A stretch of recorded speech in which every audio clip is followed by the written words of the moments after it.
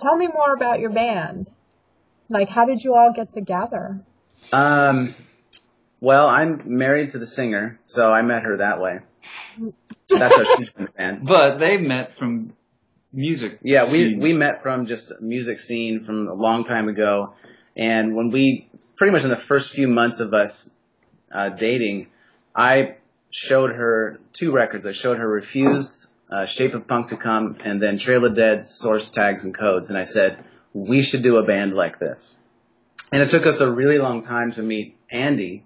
And when I met Andy, I told him the same thing. I was like, I've always wanted to do something where I play drums, there's loud guitars, and Wendy is just belting at the top of her capabilities. Because she was always doing, like, more kind of, like, soul, R&B, blues kind of stuff. And she hates it. She doesn't like that stuff. She's just like, I don't listen to that music. I listen to Rage Against the Machine and Death Grips. And she saw Refused live, and she just flipped out. And so we need to do a band like this. And so then Andy and I we never really had been in a band like that. So it took us a long time to kind of like construct what would be the Black Lantern music. And then because what we found out too is that Jesse and I and Russell, our bass player, we all have like a shared love of metal that comes from, for me it's being a kid and listening to Shout at the Devil by Motley Crue and everything from that era. Like,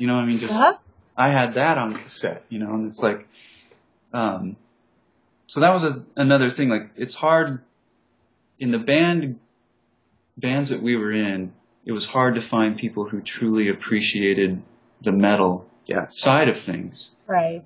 So they would be like, that's kind of too. They kind of mock it, like. Yeah, they thought it was a little bit of a joke, like. Mock it. Yeah.